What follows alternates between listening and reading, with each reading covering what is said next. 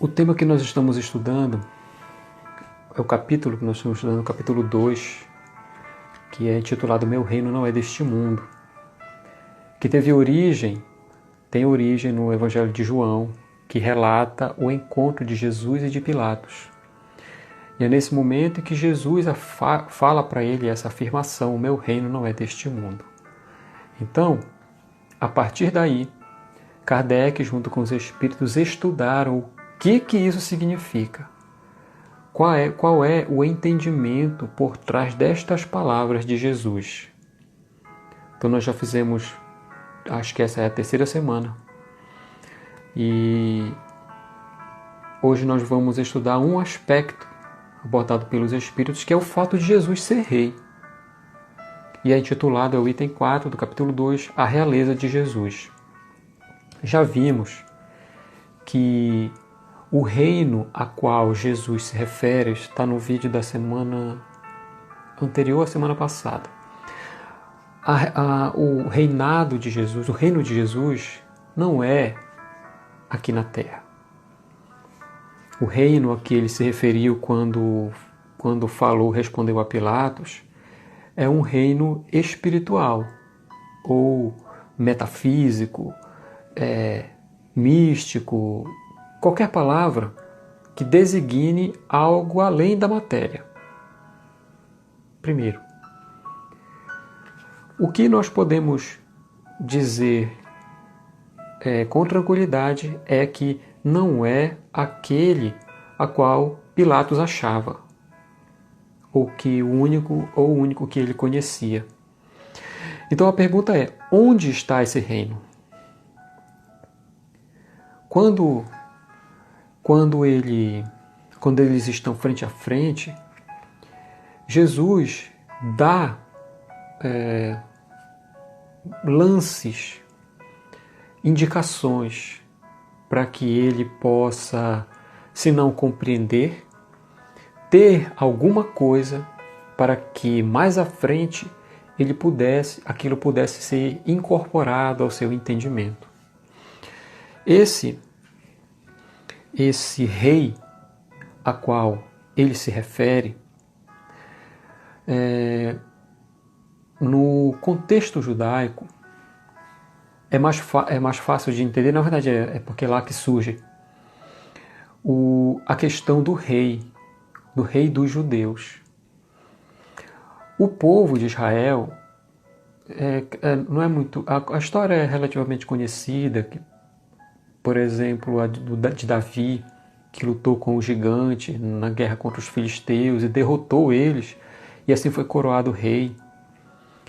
E a partir de então, por causa de uma guerra, de uma luta, o povo de Israel então passou a predominar por um reinado. Foi uma espécie de dinastia que começou com Davi e demorou ali mais de 400 anos. Né? E isso é uma das características de quando se para o povo. Né? Então, a nossa intenção é entender como eles entendiam. Então, esse é quando eles falam em rei, existe essa ideia por trás, desde os tempos de Davi. E aí, dos profetas da antiguidade, que nós estamos falando de Jesus, e antes, Davi é 9 séculos antes, Moisés é 1.300 anos, por aí assim. E ao longo desse período até Jesus, como nós sabemos já, havia muitas profecias. Os profetas, né, da antiguidade, que hoje nós chamamos de uma maneira mais simples, mas que designam no fundo a mesma coisa, os médiuns, recebiam mensagens e visões, ouviam impressões e falavam de no futuro surgiria um novo rei, um novo Messias e tal. E isso, então, levantou na tradição do povo judeu 2 linhas de entendimento acerca de quem seria esse rei, ou de quais eram as suas características. A primeira é a mesma que vem à nossa mente, que era também do povo. O estilo de Davi, de Salomão, que, por exemplo, que é o reinado político, que é o dos exércitos. Até mesmo, curiosamente, isso aqui, existe a expressão o Senhor dos Exércitos. Né? Quer dizer, isso nós chamamos, o Senhor dos Exércitos, na tradição judaica do Antigo Testamento. Mas isso é uma questão de tradução, na verdade, porque parece que se adequa mais ao entendimento que se tem de Deus naquele momento. Mas ela pode ser entendida também e está na sua origem como o Senhor das Estrelas, do cosmos, que é a palavra original. Mas então existe esse sentimento de que alguém precisa liderar o povo numa luta para a libertação, passando da posição de dominados e subjugados para dominadores. E assim, tendo o apoio e a proteção, dominar e sobrepor-se. Que a ideia de estar com Deus e de Deus é que Ele é soberano. A aliança do judaísmo com Deus, desde os hebreus antigos, é a soberania do Deus único. Então se entendia essa soberania como a superação de todos os povos. É preciso estar por cima. E esse Messias, esse novo rei que surgiria, teria esse papel. Isso é uma das vertentes. A outra é aquela que é descrita muito mais pelo profeta Isaías. Quem já leu o livro Paulo e Estevão, acho que é a segunda vez que eu falo isso aqui, tem um trecho que quando Estevão encontra Pedro, né? Quando Pedro recebe ele, na verdade, e fala que o Messias já veio, que ele tem essa esperança, e ele fala, não, mas o Messias já veio, Pedro fala para ele. Ele já veio? E cadê ele? Aí ele conta, foi crucificado e tal. Só que antes dele falar isso, ele pergunta, ele vai falando dele, ele vai perguntando e Estevão vai falando dele, e ele diz que nos livros antigos ele sente uma atração muito grande pelo livro de Isaías. Porque o livro de Isaías, isso é Emmanuel que coloca com a sutileza do bom escritor, né? Porque o livro de Isaías na verdade, né? Fala do Messias com a característica diferente dessa, do reinado, da força, do político. Ele fala de um rei sofredor, humilde, manso, que seria morto. Essa é o segundo entendimento que se tem. Diz que, fala de alguém, eu acho que é um termo conhecido, que fala de alguém que tomou sobre si as nossas dores, as nossas enfermidades. Então esse é aquele projetado na mente também por Isaías. Então a cultura do povo, a cultura religiosa, na cultura religiosa tem essas duas expectativas. É claro que é uma questão até de sintonia. Assim, se eu tenho um ímpeto violento, que gosto de fazer uso da força, acho que as coisas têm que ser resolvidas de uma vez e pela imposição tudo, a minha expectativa é por um rei assim. Mas aqueles que já afinizaram o seu coração para a brandura, para a humildade, já conseguem entender de uma outra maneira. E é assim que até aquele momento existem essas duas expectativas. O título de rei dos judeus vem, se sabe, né, pela própria tradição dos profetas também, que ele descende de Davi. É muito interessante isso porque o novo rei dos judeus ele tem legitimidade, porque o descendente do rei é também rei, né? Ele é candidato ao reinado, à sucessão. E Jesus, nos primeiros capítulos lá, Mateus, principalmente, ele descreve bem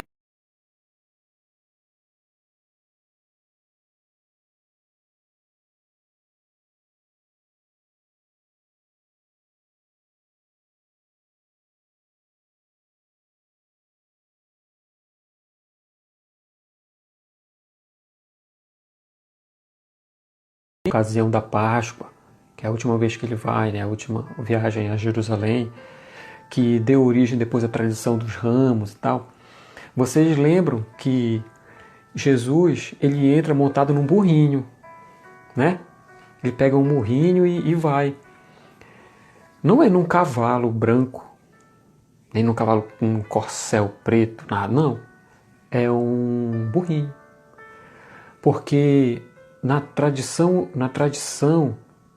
antiga, o burrinho era o transporte dos reis. Exceto, claro, quando isso depois acontece, nas batalhas que o rei precisa estar presente, ele vai no cavalo. Mas, por isso ele entra em Jerusalém num burrinho. Ele não está dizendo nada, ele está mostrando quem ele é. Há uma outra ligação também com uma profecia e tal, que faz sentido. Então existe esse entendimento do rei e, portanto, da sua realeza. Mas ele fala, é a expressão que ele utiliza e dá título ao capítulo, que o meu reino não é deste mundo. E o que isso quer dizer? Há um lugar onde ele, se não é desse mundo, há um outro lugar então onde ele é reconhecido como tal, onde ele é imitado, onde ele é obedecido, onde ele é seguido. Se não é ali, é em outro lugar. Quando eles estão conversando, e Pilatos, ele fala para ele faz uma pergunta, né? Tu és o rei dos judeus? Pergunta para Jesus. Porque é isso que é uma das coisas que os acusadores levantam, né? Ele está se colocando na posição de um rei, tal. E Pilatos, na investigação, ele vai e pergunta direto, não tem roteiro. Ele fala, tu és o rei dos judeus? E Jesus, ele trata de uma maneira indireta. Ele fala assim, tu dizes isso de ti mesmo? Ou os outros te disseram isso ao meu respeito? E aí, Pilatos responde, por acaso eu sou judeu? Ou seja, ele está dizendo assim, não, eles que estão me falando que tu é judeu. O teu povo e os sumos sacerdotes, as autoridades religiosas, te entregaram a mim. O que foi que tu fizestes? Pergunta ele na cara, direto. Então Jesus responde. A resposta dele é clara, embora indireta, porque ele responde a primeira pergunta que Pilatos faz. Tu és o rei dos judeus? E aí Jesus responde que ele é rei. Ele responde que ele é rei. Mas o reino não é deste mundo. Então aí na sequência ele fala. Só que ele só fala isso, né? O meu reino não é deste mundo. Ele não diz que ele é rei dos judeus, de Jerusalém. Não. Ele só fala que ele tem essa autoridade conforme se entende alguém que governa, mas é em outro lugar. Aí depois ele continua, se o meu reino fosse deste mundo, os meus servidores teriam combatido para que eu não fosse entregue aos judeus. Agora, porém, meu reino não é daqui. Então, aí Pilatos entende o que ele falou. Ele entendeu. Aí ele diz, então tu és rei. Se o teu reino não é aqui em Jerusalém, não é aqui na Palestina, independente de onde seja, tu é rei então. Ele chega a essa conclusão, pela resposta que Jesus deu. Aí ele fala, tu dizes que sou rei, não sou eu que estou dizendo. Então ele chegou à conclusão, ele entendeu a mensagem que Jesus está passando. Embora, pelo menos naquele momento, embora não tivesse toda a compreensão das implicações que isso tem e que na sua vida teria. O rei dos judeus é a pergunta que ele faz, mas quando ele pergunta isso, ele tem uma base. há uma ideia sobre o que é o rei. E aí ele pergunta,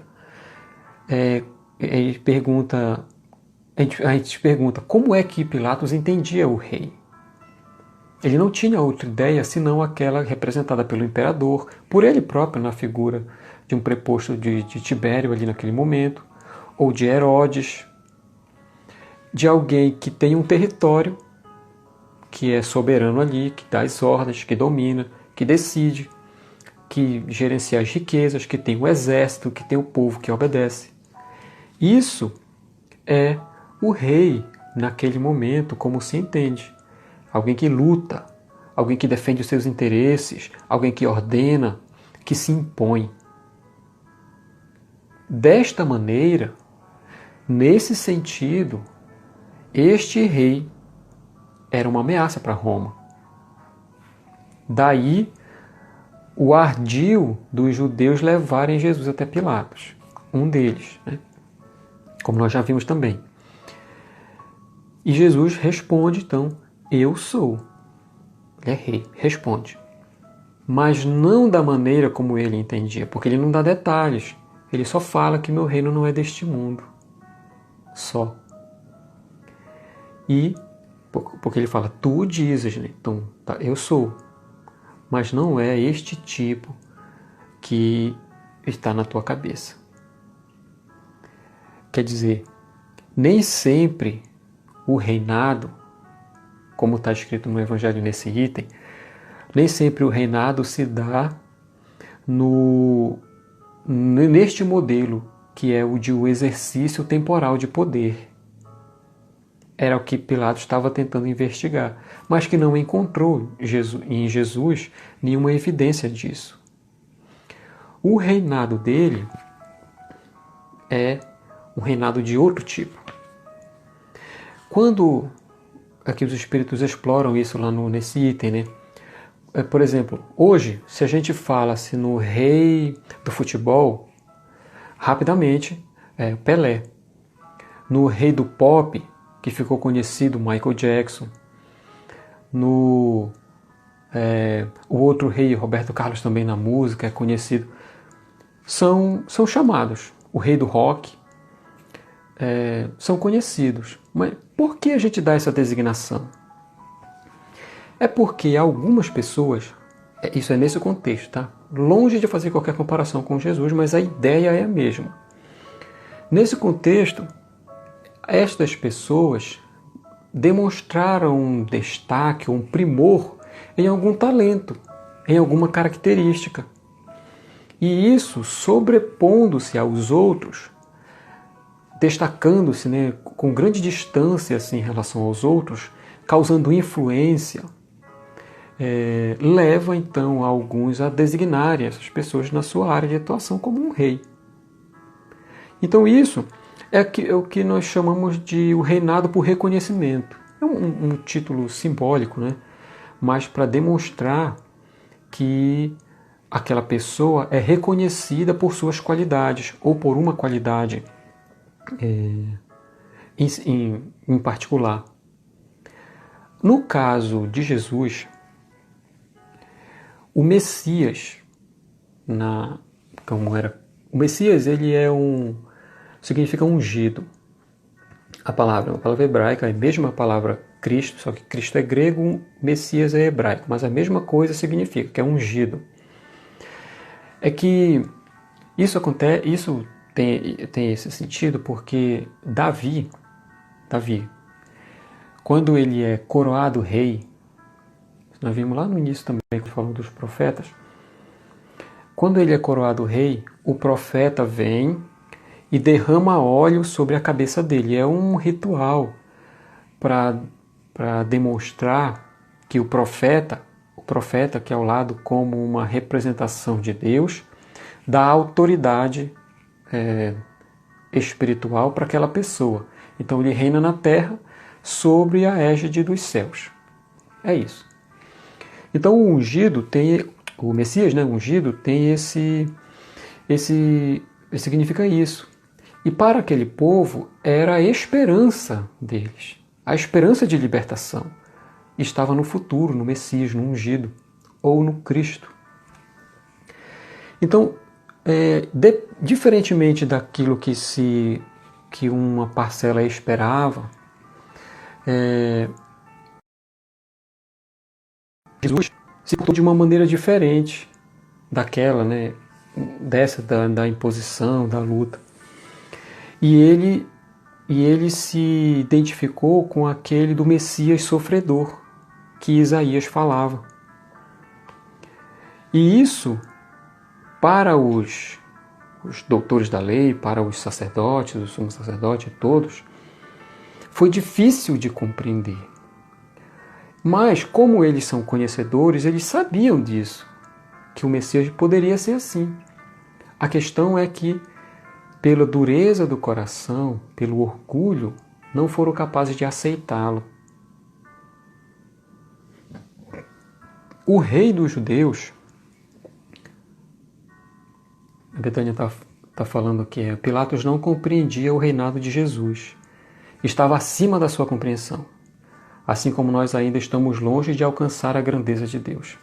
Exato. É isso mesmo. Nesse momento, Betânia, Pilatos não compreendeu. Porém, daqui a pouco, vou comentar o que acontece 100 anos depois com Pilatos. E aí vou mostrar que ele começou a entender o reinado de Jesus. Então, voltando, esse era o sentido do rei dos judeus que se esperava. Tinha essas duas expectativas, mas apenas uma, é claro, né, porque são opostos, se concretizou, mas confirmou aquela do Messias sofredor. Lá quando Jesus está na cruz, tem um episódio em Mateus, que ele fala que Jesus está na cruz, né? E ele fala uma frase em hebraica, né? Que Mateus escreveu em hebraico, mas que é: meu Deus, por que me desamparastes? Por que me abandonastes também? E isso, o que é isso que ele está fazendo lá? Não é nenhuma demonstração de falta de fé, nem de fraqueza. Ele está confirmando uma coisa. Porque aquilo que ele está fazendo é um salmo que ele está cantando. Não é algo que ele está expressando em direção a Deus. Ele está cantando uma música, um salmo. Né? Salmo eram as canções que eram entoadas no templo, que é o Salmo 22. Esse salmo fala do Messias, de como ele ia sofrer quando ele chegasse, que ele ia ser crucificado. Aí esse salmo é muito interessante. Está descrito, inclusive, o que ia acontecer. Os ossos não iam ser quebrados, que era uma coisa comum dos romanos fazerem para acelerar a morte. As roupas que seriam sorteadas entre os soldados, está tudo descrito lá.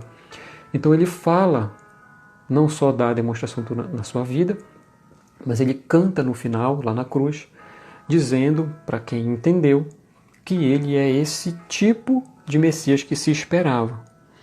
Então a simplicidade, a não violência e a humildade que foram ensinadas por ele chocaram os líderes judeus. Então, mesmo eles sabendo que poderia ser assim, não foram capazes de compreender. E quando a gente não compreende uma coisa, a gente não aceita. Quando a gente não entende, às vezes não só não aceita, mas também combate. E isso que aconteceu. Foi isso que aconteceu.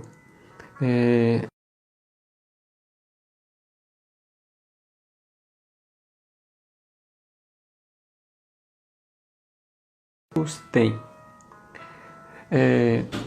Porque hoje nós compreendemos que Jesus está acima de tudo isso. É bem tranquilo. É um consenso o reconhecimento da grandeza de Jesus. Daí a sua realeza, se entender ele como um rei, mas não no sentido da promessa judaica, nem tampouco de como o fator político, não. Apenas aquele do reconhecimento das ideias superiores e de uma moral inigualável até agora. Essa característica é que firma a sua realeza. Então nós falamos que Jesus é rei. Ele reina na humanidade, porque as suas características morais são superiores a qualquer uma que já apareceu aqui na Terra. Isso é uma resposta que os espíritos dão para Kardec. Se vocês notarem, da questão 1 até a questão 624, não há nenhuma referência a Jesus. Não tem nada falando de Jesus, mas fala de Deus. E aí, no momento em que eles perguntam, Kardec, quer dizer, pergunta sobre se Deus envia muitos missionários à Terra para ajudar no progresso dos outros, qual foi o maior que ele já enviou? E aí é que os espíritos colocam em uma palavra e apresentam, então, a realeza de Jesus. Eles falam Jesus. Algumas tradições colocam vede Jesus. Ele é o maior. Então, depois, em outra ocasião, ele fala por que os espíritos falam que repetem a moral de Jesus, ou seja, aquilo que Jesus falou que leva ao bem, né? Porque não há outra superior. Então, essas características dele é que, num grau supremo que nós não podemos conceber muito, é que o coloca nessa posição de realeza. É o rei do mundo, o rei da humanidade. Aqueles que foram Pilatos, que foram Herodes, que foi Tibério, todos os imperadores, na verdade, o próprio Pilatos, que tinha na posição ali de representante do império também, reinaram. Porém, bastou a morte ou uma decisão política para o seu reinado terminar. Jesus não. O reinado dele permanece. Se aqueles foram reis, Jesus continua sendo. E é isso que depois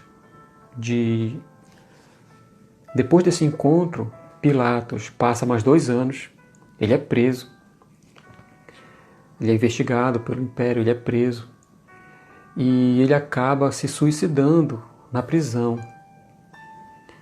Depois de 90 anos, 98 anos, 100 anos, ele reencarna ainda em Roma, na figura de um jovem, de uma criança doente, cego e com uma enfermidade na barriga, pela marca que ele deixou gravado pela espada que o traspassou durante seu suicídio.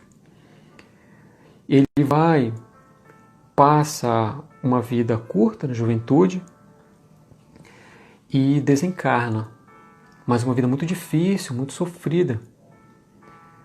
E 3 juízes, na figura de juízes, que permitem a ele avaliar quem foi e o que fez. Então, ele ainda cego, passa a ver na sua tela mental o passado. A vida, mesmo tendo uma figura de um jovem maltrapilho e vestes rasgadas, como se caracterizou a encarnação dele na sequência, se viu novamente no tablado do pretório como uma autoridade romana, viu a bandeja de ouro e a água com a qual ele lavou as mãos e viu Jesus. Quando ele viu Jesus, ele entendeu que havia sido Pilatos, mas que naquele momento estava com outra personalidade. Mas o que o perturbava era que ele havia condenado um justo ou o justo à morte. Aquele espírito, diante dos 3 e também do grupo que o assistia, de mentores, de auxiliares, entre eles os conhecidos personagens lá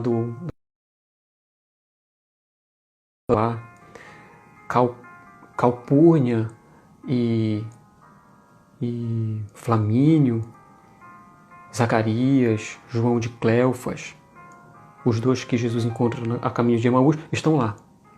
E ele percebe o erro que cometeu e se desespera em choro, de angústia e de culpa. E vê a água com a qual ele lavou as mãos se transformarem em sangue. Porque é a fixação mental da consciência culpada. Reconheceu que havia causado a morte de Jesus. Então o sangue começou a escorrer das suas mãos, ali, plasmado pela sua mente. E ele chorava arrependido, embora assistido por todos os que estavam ali, comovidos pela sua humilde, que estava, é o momento da reforma que realmente iniciava de fato. O juiz, um deles, que representava a verdade, fala para ele que para que eles continuassem o processo, porque ali era o reconhecimento, mas mais deveria acontecer. Ele deveria retornar com a sua visão, mas ele ainda cego, não sabia o que fazer. E em alguns momentos da sua vida, alguns lances, ele pôde enxergar, mas não com a visão dos olhos, com a visão do Espírito.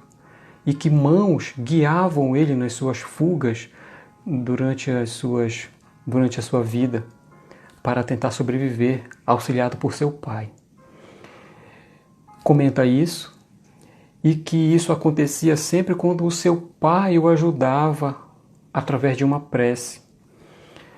E o pai presente é chamado, e os dois juntam as mãos e oram para Jesus. Diz o pai, conduzindo a prece, que foi o pai dele nessa última encarnação, falando a Jesus: a vossa solicitude nos ensinou a vos buscar sempre que estivéssemos aflitos, porque ela nos aliviaria. Aqui estão as nossas mãos, sujas de sangue dos nossos erros. Ajuda-nos a nos limpar e encontrar os nossos caminhos. Dai-nos a vossa luz sempre. Todos estavam emocionados com aquela cena, inclusive os juízes. E conforme eles oravam, luzes eram emitidas pelos 3 magistrados que permaneciam em prece, e por todo o ambiente se irradiou tamanha a sinceridade daquelas palavras, carregadas de verdadeiros sentimentos.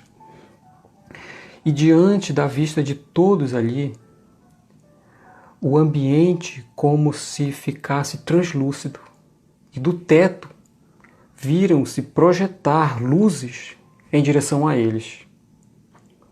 Naquela luz, 2 mãos seguiam na direção dos 2. Então quando essas mãos se projetaram em direção a eles, aqueles que estavam na figura de juízes, e todos se levantaram em atitude de reverência e aguardaram. Conforme aquelas mãos se aproximavam dos 2 e se juntaram ainda em meio ao sangue do Pai e do Filho. Percebendo aquilo, o menino exclama em atitude de desespero por causa do sangue: não, não faça isso, há sangue em minhas mãos. Eu causei a morte do justo.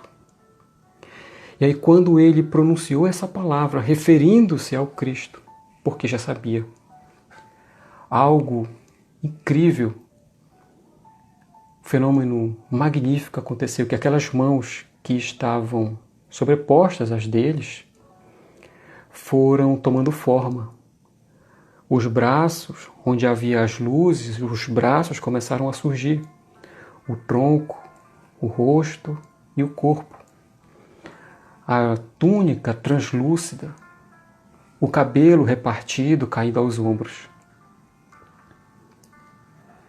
Diante do olhar de todos ali, aquelas mãos luminosas se transformaram em Jesus. E então, quando isso aconteceu, a visão daquele espírito jovem, que naquela encarnação chamava-se Lúcio, mudou novamente para a figura de Pilatos, embora as vestes rotas. E aí, algo incrível. É o segundo encontro. Jesus e Pilatos estão novamente frente a frente. Quando a figura de Jesus assomou daquelas luzes espirituais, todos ao redor se ajoelharam. E as palavras, aguardando, as palavras dele, ouviram, cada um, todos, ouviram as palavras que ele pronunciou no monte. Bem-aventurados os que sofrem, porque serão consolados. Bem-aventurados sois, meus amigos, que a bondade de meu Pai me permitiu guardar no fundo do meu coração. E, depois de falar a todos nessa saudação, se dirigiu ao jovem espírito, a Pilatos, que agora já começava a entender a sua situação. E perguntou para ele: Pôncio, isso aqui é notável, onde está o sangue em tuas mãos? Lá no livro Há 2000 anos, tem um diálogo curto em que Fúvia, que é a cunhada de Pilatos, tem casos com ele e tal, ela está conversando com o marido dela. E quando ela está conversando com o marido dela, ela fala sobre Pilatos, faz uma referência a ele. Só que ela chama ele de Pôncio.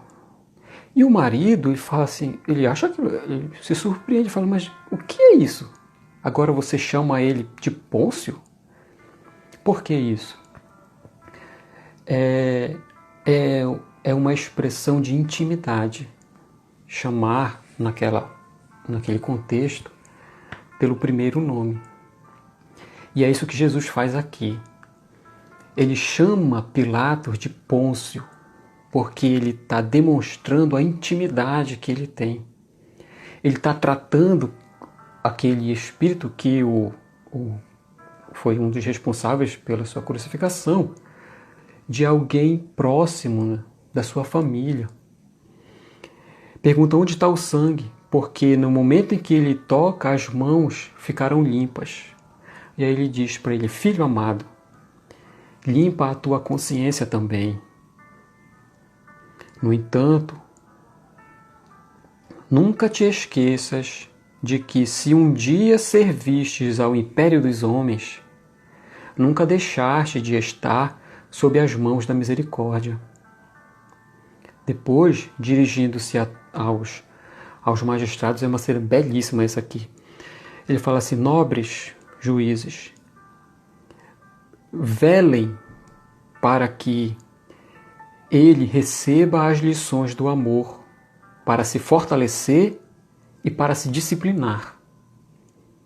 Porque aqueles eram os responsáveis do planejamento, de reaver a situação e decidir o futuro.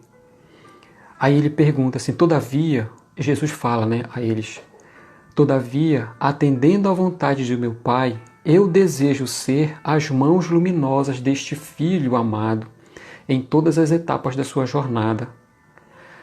Por isso, ele fala olhando para os magistrados, mas referindo-se a Pilatos, que ele jamais se esqueça das mãos luminosas que o seguirão por onde for.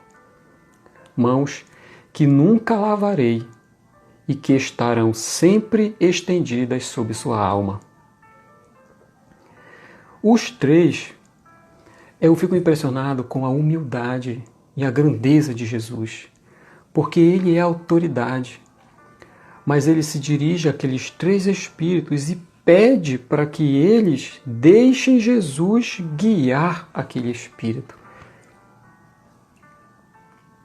E é ao que eles respondem: Senhor, suas vontades são ordens para nós. No entanto, o amor que nos pede para este filho é o que nós devemos para com todos na humanidade. E ele fala: sim, meus queridos, o amor de Deus é para todos igual, tanto quanto a sua justiça. No entanto, nem todos têm que carregar por milênios o peso do julgamento injusto da humanidade sobre as costas. Por isso, a misericórdia é sempre maior para os que mais sofrem. Como para Judas, para Pilatos também, a compaixão se estende com maior poder, porque para que se tornem dos meus mais cedo do que outros, a fim de que, sentindo-se amparados, passo a passo, possa um dia no futuro tornar-se um servidor da humanidade, o mesmo que resgata aqueles que por séculos o condenam. Misericórdia quero, e não sacrifício. A partir daí, então, é a demonstração da reviravolta. Porque se no primeiro encontro Jesus não se apressou, mas apenas lançou elementos para que um dia ele pudesse compreender, com a sua demonstração de amor, ele faz Pilatos entender quem ele era e a que reinado ele se referia. O reinado onde a justiça, onde o amor e a misericórdia andam lado a lado. E isso é a retribuição que ele dá. Pede para aqueles três juízes, aqueles espíritos, na figura de juízes, figura simbólica, para que deixem ele, Jesus, ser um dos guias de Pilatos. Imagina isso. É muito bonito ver como é, de fato, o reinado de Jesus. É onde o reino é um reino que é guiado no mundo espiritual ainda apenas pela bondade, pela misericórdia, pela justiça, sim, mas ao lado da misericórdia, pela compaixão. E era isso que Pilatos, naquela primeiro encontro, não pôde compreender. Mas depois da experiência dolorosa que ele viveu na prisão, num plano espiritual inferior de sofrimento, junto com os seus parceiros, e também depois na vida difícil, doente, cego, na encarnação seguinte, ele entendeu como esse reinado de Jesus se dá, através do amor. E é assim que depois, lembra que a gente falou no primeiro estudo sobre Pilatos, que quando eles estão frente a frente, Jesus usa da brandura, da humildade e do tempo para ensinar a ele.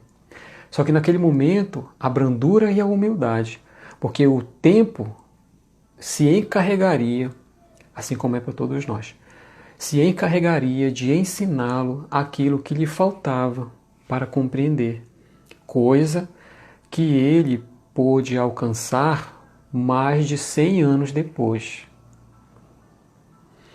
Então, assim, para encerrar, é que nós entendemos a realeza de Jesus, como ele é rei, mas não nesse sentido, o político, o temporal, como se conhece, mas aquele que detém as qualidades supremas, superiores, morais, que nos inspiram e que nos serve de guia e nos influencia a vida espiritual desde o início.